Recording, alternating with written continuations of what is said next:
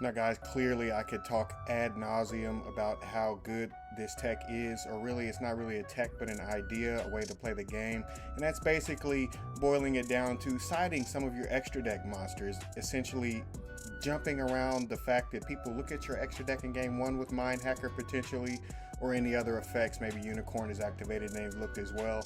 And then essentially you can kind of side screen them, smoke screen them in game two, and then side into some specific ideas for your extra deck.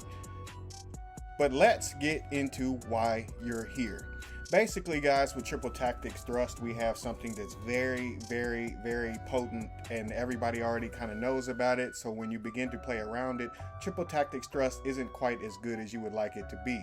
However, the card being a card and specific decks being able to go second can take advantage of it still. It does still have its place somewhere in the meta. Maybe not always in the meta decks, because some of the meta decks lose to specific cards and can't really recover afterwards. Branded can recover afterwards, but what I mean is if they get hit by Ash on the branded fusion, it just hurts too bad for them to really plus off of anything great with Thrust. They'd rather probably just cross it out or call it by the grave it.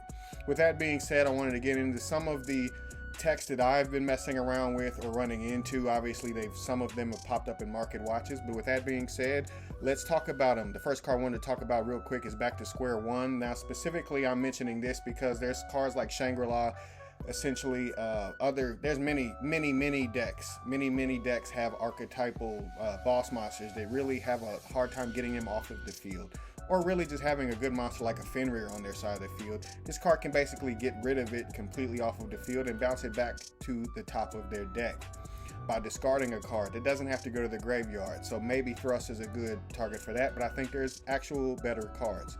The other card I wanted to mention is Gift Exchange, which can be also thrust into, and basically this card says both players banish one card from their decks face down, and if they do during the end phase of this turn, both players add to their hands the card that their opponent banished by this effect.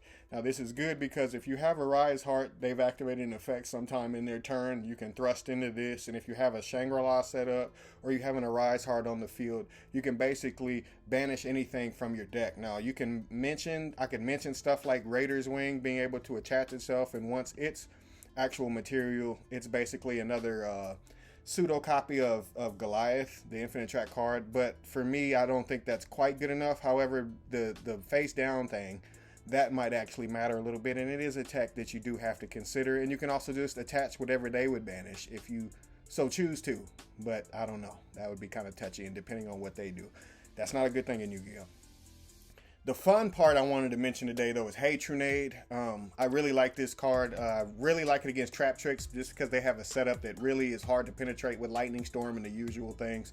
So basically having a card like Hatronade and really having the Trap Tricks card specifically, and a lot of the trap decks, they have monsters that activate. Therefore, you could thrust in the Hatronade and blow back pretty much anything that isn't a continuous trap card. Now, if they have a Floodgate, they're going to flip it when you activate this, but it will be face up on the field, and do with that what you will. You at least know where it is. It won't necessarily get rid of the problem. However, in the Trap Tricks matchup, a lot of the trap holes are all kind of waiting on your opponent to do something, and they're not really playing Floodgates. I think they're siding some. I think Goes in Match, I believe, which is down here, I think.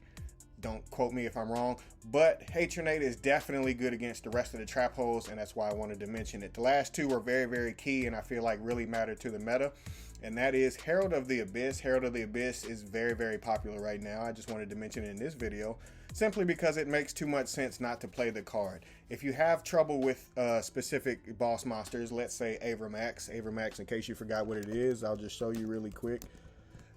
Is a very, very strong monster that is a light Cyberse, and basically by calling that, you would essentially make your opponent, without targeting, get rid of it by paying 1500 life points and calling it out on type and attribute.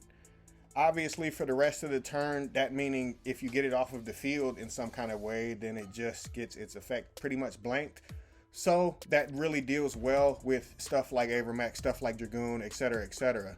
The real reason I wanted to mention is because, and yes, I'm correct, because it's the same as the macro ruling, you can activate this on the Arise Heart. Now, the reason I wanted to mention that is because Lance cannot save the Arise Heart. Therefore, this is an insane tech. I'm actually playing it inside of a Sky Striker deck. And it's in a few of my friend side decks just because this card is so ignorant. And if you just have trouble dealing with a specific card and you have a deck full of weenie cards, maybe you're playing like Fluanderies or something, Herald of the Abyss is a pretty good card. I'm just going to say recommend picking it up. Try it out. You may not like it in time. You may want to main it. You know, I kind of main it in everything I do just in case they have some I can't deal with. You just blow it out and then you continue.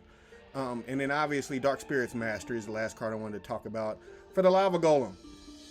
Because obviously, a level 8 fiend monster named Lava Golem is very, very strong inside of today's game. Guys, let me know what you think about these down in the comments.